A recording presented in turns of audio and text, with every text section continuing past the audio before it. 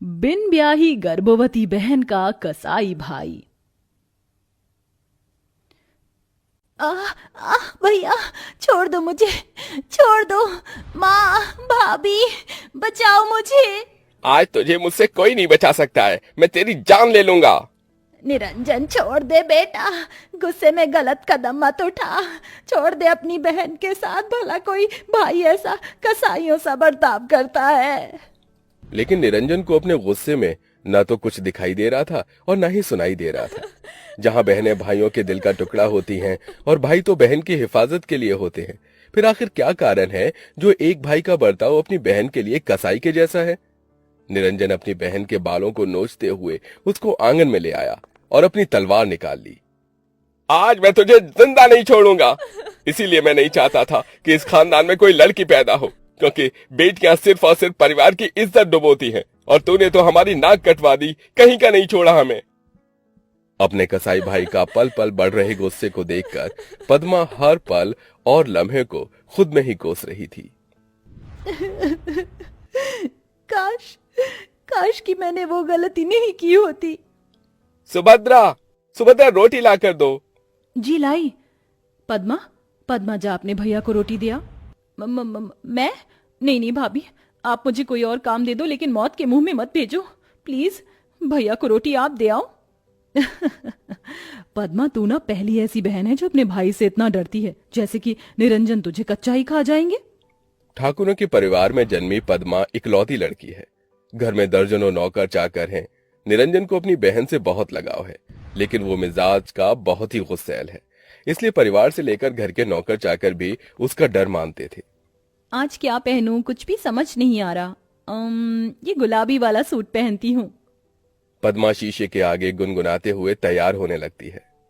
मेरी बिंदिया तेरी निंदिया ना चुरा ले तो कहना, मेरा काजल तुझको पागल ना बना दे तो कहना। तैयार होने के बीच बीच में भी उसका ध्यान फोन में ही था। तभी फोन आता है। फोन पर लिखे नाम को पढ़ते ही पद्मा का चेहरा खिल गया, और ऐसा अक्सर तभी होता है जब इंसान प्यार में पड़ा हो। अरे तुम कहाँ रह गई? जाना, मैं इंतजार कर रहा हूँ।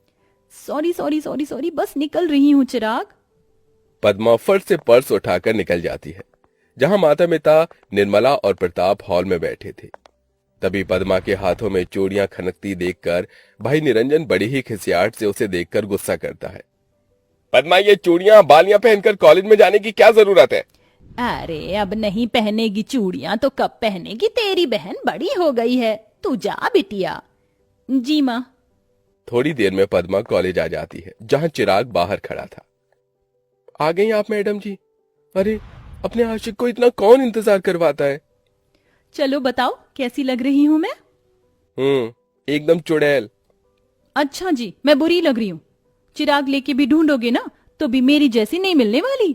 ये तो तुमने एकदम ठीक कहा। तुम्हारा खूबसूरत दूध सा बदन मेरे अंदर आग लगा देता है तुम्हें पाने की। चिराग के मुंह से निकलने वाले शब्दों में हवस भरी हुई थी, जबकि भोली निश्चल पद्मा उसे अपना दिल दिए बैठी थी। समय गुजरता गया। पद्मा, तुम्हें पता है कल मेरा बर्थडे है? अच्छा, तो बताओ क्या तोहफा चाहिए? बस कल का दिन मैं तुम्हारे साथ बिताना चाहता हूँ। यह सुनकर पद्मा ने अटकते शब्दों से कहा। लेकिन चिराग। पद्मा, हम दोनों को एक साथ में 3 महीने हो गए। क्या तुम मुझे एक दिन नहीं दे सकती? तुम मुझ पर भरोसा ही नहीं करती।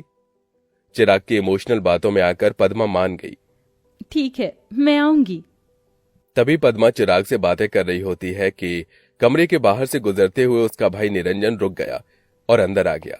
पद्मा का चेहरा पीला पड़ गया। भैया, आप? पद्मा, सोई क्यों नहीं अब तक? शरीफ घरानों की लड़कियां इतनी रात तक नहीं जागती। बस सोने जा रही थी भैया। निरंजन ने अपनी बहन के चेहरे पर डर देखकर प्यार जताते हुए कहा। क्या हुआ, डर गई भैया से? देख बहन, तुझे लगता होगा कि तेरा भाई कितना कसाई है, लेकिन इस भाई के लिए तू बहुत प्यारी है। लेकिन उससे भी प्यारी मुझे तेरी इज्जत है। इस घर की इज्जत तेरे हाथों में है, इसे संभाल कर रखना। जी भैया। चल अब सो जा। अगले दिन पद्मा चिराग के पास चली आई। चिराग, ये कौन सी जगह है और कोई और यहाँ क्यों नहीं दिख रहा? अरे हम दोनों है ना, ये लो जल्दी से इसे पहन कर आ जाओ। पर चिराग, मैं इतने छोटे कपड़े नहीं पहनती। पद्मा मेरी खुशी के लिए पहन लो प्लीज। पद्मा रिक्वेस्ट करने पर चिराग की दी हुई शॉर्ट सी ड्रेस को पहनकर आ गई।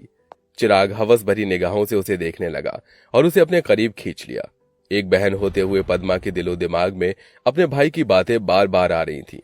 चिराग, हम सही तो कर रहे हैं ना? शादी से पहले ये सब भैया नहीं मानेंगे, ये गलत तो नहीं? पद्मा मैं कोई ऐसा वैसा लड़का नहीं हूं।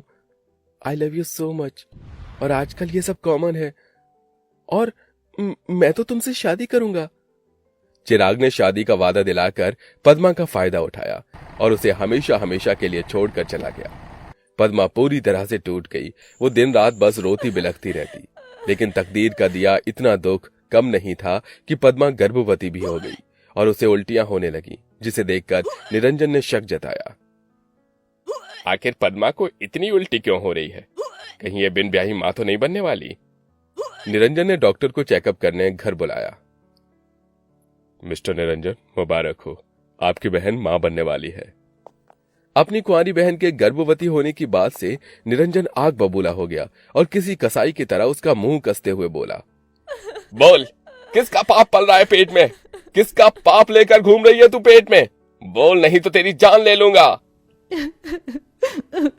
मेरा बच्चा पाप नहीं है, मेरे प्यार की निशानी है। ये सुनकर निरंजन बौखलाकर अपनी गर्भवती बहन का गला घोटने लगता है। हाजी छोड़ो, ये क्या कसाईपना कर रहे हो? उसकी हालत तो देखो, बहन है वो तुम्हारी। ये सुनकर निरंजन दांत पीसकर गरजते हुए बोला, ये मेरी बहन नहीं है। हम ठाकुर अपनी इज्जत के लिए मरते हैं। कुंवारे में मुंह काला कर लिया इसने। कौन अपनाएगा मेरी बिन ब्याही इस बहन को? सारा जमाना थूकेगा हम पर। इसके बच्चे को मारना होगा, तभी हम इस बदनामी से बच पाएंगे। यह फैसला सुनाकर निरंजन पैर पटकते हुए चला जाता है। गुजरते दिन के साथ पद्मा का पेट दिखने लगता है। मां सुभद्रा, कहो इससे कि ये दवाई खा ले और खत्म करे इस बच्चे को। नहीं, मैं अपना बच्चा नहीं गिराऊंगी। यह सुनकर निरंजन अपनी गर्भवती बहन पर बिल्कुल दया नहीं करता और उसके बालों को घसीट कर ले आता है और तलवार निकाल लेता है। आज मैं तेरे टुकड़े टुकड़े कर दूंगा। तो जैसी बिन ब्याही गर्भवती बहन के जीने से अच्छा तेरा मर जाना है। काट डालूंगा तुझे आज। तभी एकदम से पिता प्रताप मुखिया को ले आते हैं। अरे रुक जाओ ठाकुर निरंजन, कैसे भाई हो तुम? अरे भाई तो अपनी बहन के लिए जान देता है और तुम इसकी जान लेने पर तुले हो। अरे इसने पाप किया है मुखिया जी। देखो निरंजन, मैं जानता हूं इसने गलती की है, लेकिन अब जो होना था वो हो गया। पर अगर तुम इसको मारोगे तो तुम भी पाप के भागीदार बनोगे, क्योंकि इसके अंदर एक जान भी पल रही है। इसकी शादी कर दो। अरे कौन करेगा इससे शादी मुखिया जी, ये जानते हुए कि ये बिन ब्याही मां है। मैं करूंगा पद्मा से शादी भैया। मैं दूंगा इस बच्चे को अपना नाम। मुरली पद्मा के कॉलेज में पढ़ने वाला लड़का था जो हमेशा से उसे पसंद करता था। बुरे वक्त में वो उसका हाथ थामता है, जिसके कुछ महीनों बाद पद्मा अपने बच्चे को इस दुनिया में लाती है।